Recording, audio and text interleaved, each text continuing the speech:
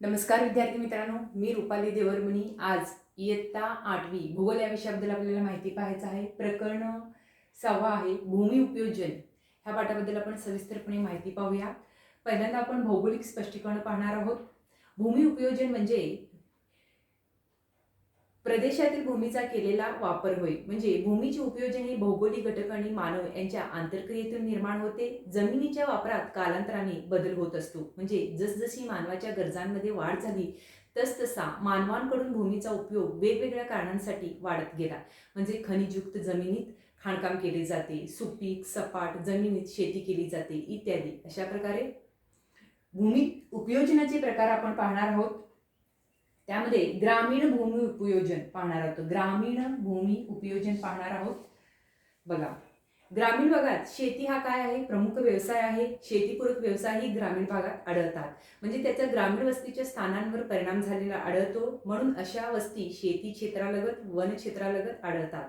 म्हणजे खाणकाम क्षेत्रालगत खाण कामगारांची वस्ती आढळते, तर किनाऱ्यालगत कोळी लोकांची वस्ती आढळते। म्हणजे ग्रामीण भागात जमिनीची उपलब्धता जास्त व लोकसंख्या कमी असते, त्यामुळे लोकसंख्या विरळ असते।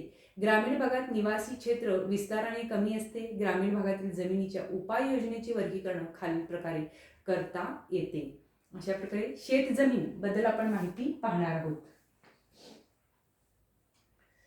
प्रत्यक्ष शेतीखाली असलेले क्षेत्र हे क्षेत्र शक्यतो वैयक्तिक मालकीचे असतात। जमिनीचा मालकी हक्क व शेतीचे प्रकार यानुसार या क्षेत्राचे आणखी वर्गीकरण करता येते। पडीक जमीन, शेतजमीन जिचा वापर शेतीसाठी थांबवला आहे ती पडीक जमीन असते। म्हणजे जमिनीचा कस वाढवण्यासाठी 1 ते 2 हंगाम शेतजमिनीचा काही भाग शेतकरी वापरत नाहीत, त्याला चालू पड असे म्हणतात। बघा, पडीक जमीन म्हणजे शेतजमीन जिचा वापर शेतीसाठी थांबवला आहे ती जमीन म्हणजे पडीक असते। म्हणजे जमिनीचा कस वाढवण्यासाठी ते 1 ते 2 हंगाम शेतजमिनीचा काही भाग शेतकरी वापरत नाही, त्याला चालू पड असे म्हणतात। त्यानंतरच आहे वनजमीन। बघा, सीमांकित केलेले वनक्षेत्र ग्रामीण भूमी उपाययोजनेचा एक प्रकार आहे। यामध्ये वनक्षेत्रातून लाकूड, डिंक, गवत इत्यादी वनोत्पादने मिळतात। सदर वनक्षेत्रात प्रामुख्याने मोठी झाडे, झुडुपी वनस्पती, वेली, गवत इत्यादी असतात। अशा प्रकारे वनजमिनीबद्दल आपण माहिती पाहिलं। आता गायरान आणि माळरान हे पाहूया। बघा, गाव पंचायतीचा मालकीची जमीन किंवा शासनाच्या मालकीची जमीन जी चराव जमीन म्हणून वापरण्यात येते। गाव पंचायतीच्या मालकीची जमीन किंवा शासनाच्या मालकीची जमीन जी चराव जमीन म्हणून वापरण्यात येते, ही जमीन संपूर्ण गावच्या मालकीची असते। फारच थोडी जमीन व्यक्तिगत मालकीची असते, त्यालाच काय म्हटलं जातं? गायरान आणि माळरान असं म्हणतात। पुढचा आहे नागरी भूमी उपयोजन।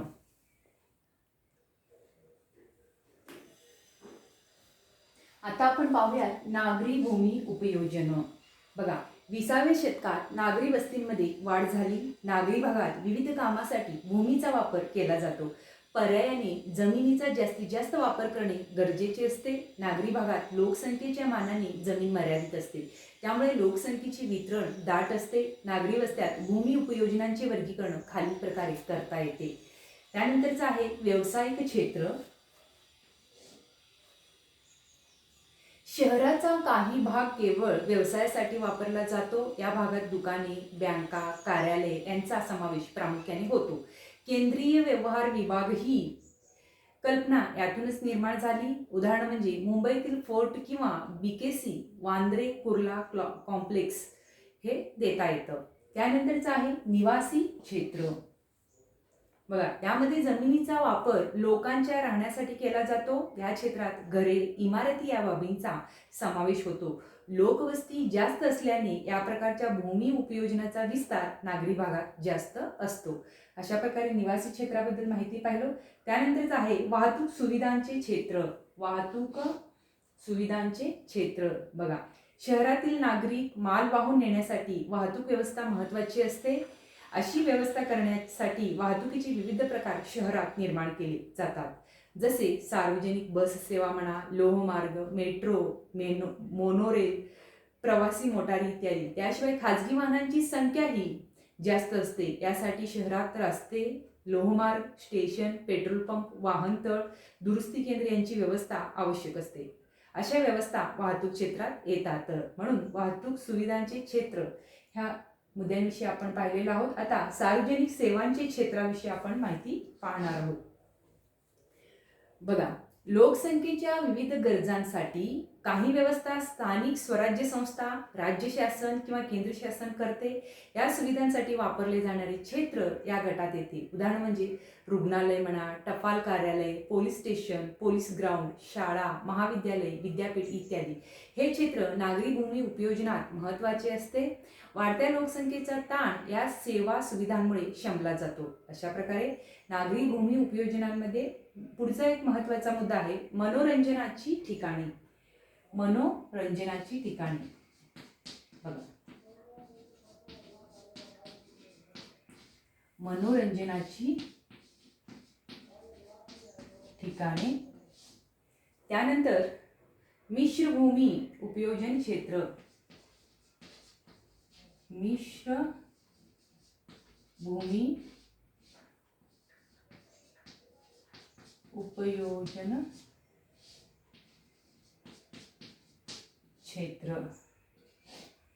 बघा, मनोरंजनाची ठिकाणेमध्ये शहरातील लोकांच्या मनोरंजनासाठी काही भाग विशेषतः राखून ठेवला जातो. अशा भागाचा वापर प्रामुख्याने मैदाने, बगीचे, जलतरण तलाव, नाट्यगृह इत्यादीसाठी केला जातो.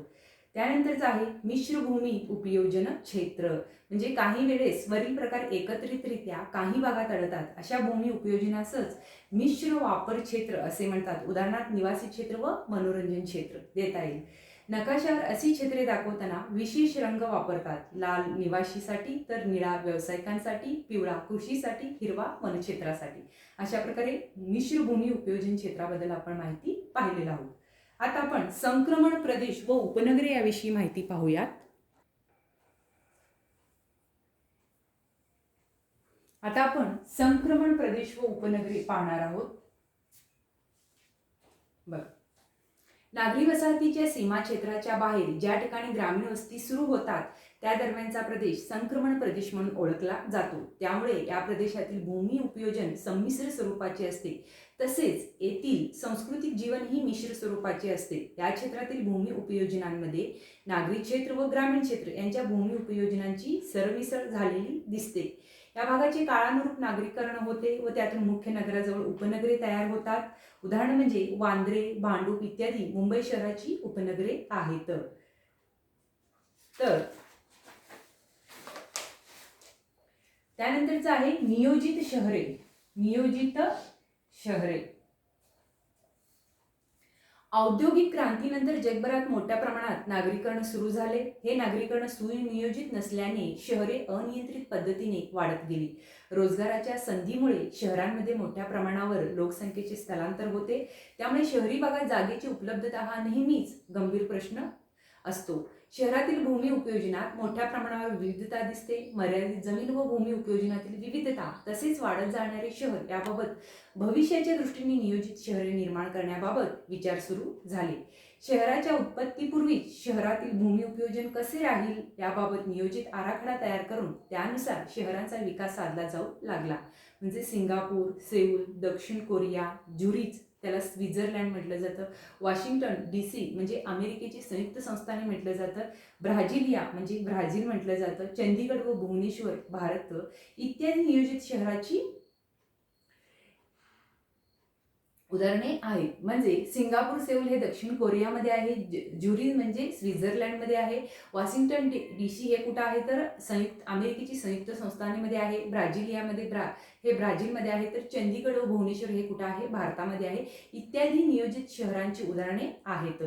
अशा प्रकारे संक्रमण प्रदेश आणि उपनगरे याविषयी आपण माहिती पाहिलेलो आहोत. आता आपण जमिनीची मालकी व मालकी हक्क हे पाहणार आहोत. तर इथे भूमी उपयोजनाची वर्तुळे अभ्यास आणि त्याखाली प्रश्नांची उत्तरे द्या असे पाहिलेले आहेत. ते तुम्ही नंतर पाहू शकता.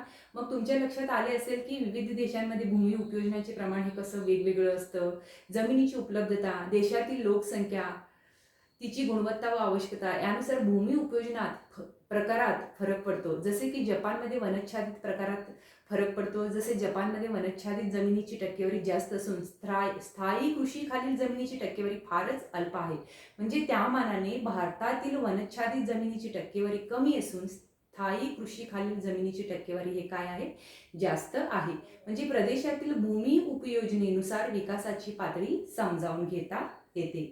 अशा प्रकारे आता आपण जमिनीची मालकी व मालकी हक्क पाहणार आहोत. त्यामध्ये पहिल्यांदा भौगोलिक स्पष्टीकरण पाहताना 7/12चा उतारा पाहूया. 7/12चा उतारा पाहूया. बघा, भूमी उपयोजनामध्ये जमिनीचा वापर कसा केला जातो हे आपण पाहिले. जमिनीची मालकी ही खाजगी किंवा सरकारी असू शकते. या संदर्भातील नोंदणी ही सरकारच्या महसूल खात्याकडे केली जाते. म्हणजे नोंदणी केलेल्या जमिनीविषयी सर्व माहिती महसूल खात्याकडील 7/12चा उतारा या कागदपत्रात पाहता येते. म्हणजे याविषयी आपण थोडी माहिती घेऊ. 7/12च्या उतारामुळे जमिनीवरील मालकी हक्क कोणाचा आहे हे समजते. म्हणजे हा उतारा शासकीय अभिलेख महसूल विभागातर्फे दिला जातो.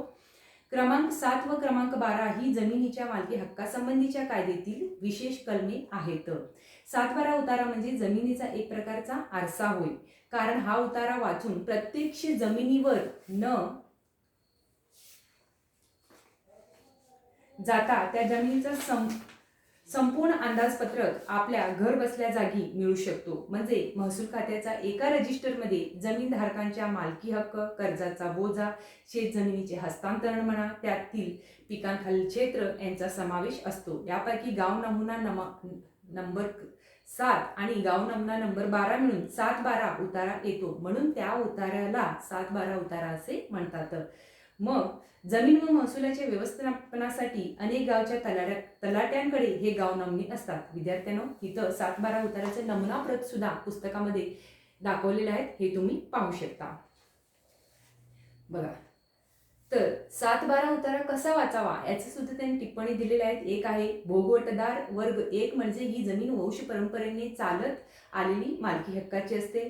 दुसरा आहे भोगवटदार वर्ग 2 म्हणजे सरकारने अल्पभूधारक किंवा भूमिहीनांना दिलेली जमीन आहे. जिल्हाधिकाऱ्यांनी परवानगी दिली तरच या जमिनीची विक्री, भाडेपट्टा, गहाण, दान, हस्तांतरण करता येते. त्यानंतर आहे त्याखाली आकार, जमिनीवर लावण्यात आलेला कर, रुपये, पैसे यामध्ये दिलेला असतो.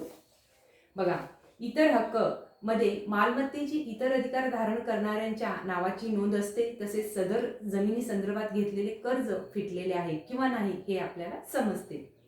त्यानंतरच आहे मिळकत पत्रिका. त्यालाच आपण काय म्हणतो, प्रॉपर्टी कार्ड. मिळकत पत्रिका आहे, त्यालाच आपण काय म्हणणार आहोत, प्रॉपर्टी कार्ड असे म्हणणार आहोत. बिगर शेत जमीन असलेल्या मालमत्तेची नोंद मिळकत पत्रिकेत केली जाते. मालकी हक्क व क्षेत्रफळ दर्शविणारा दस्त नगर भूमापन विभागातून मिळतो. यात खालील माहिती असते. म्हणजे सिटी सर्वे क्रमांक, अंतिम प्लॉट क्रमांक म्हणा, कराची रक्कम म्हणा, मिळकतीचे क्षेत्रफळ, वहिवाटीचे हक्क इत्यादी.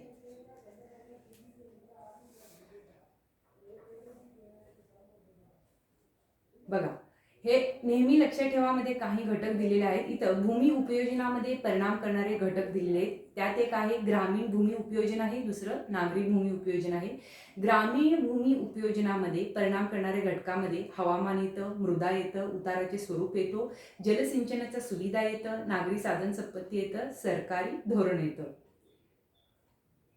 तर नागरी भूमी उपयोजनामध्ये परिणाम करणाऱ्या घटकांमध्ये कुठकुठल्या घटकांचा समावेश येतो, तर भूक्षेत्राचे स्थान येतं, नैसर्गिक साधन संपत्ती येतो, गृहनिर्माण धोरण येतो, वाहतूक मार्ग येतो, औद्योगिकरण येतो, व्यापार येतो, क्रीडांगण व मनोरंजनाचा सुविधा येतो, सरकारी धोरण येतं. अशा प्रकारे भूमी उपयोजनावर परिणाम करणाऱ्या घटकामध्ये ग्रामीण भूमी उपयोजनावर परिणाम करणारे घटक पाहिलो, नंतर नागरी भूमी उपयोजनावर परिणाम करणारे घटक सुद्धा आपण पाहिलेलं आहोत.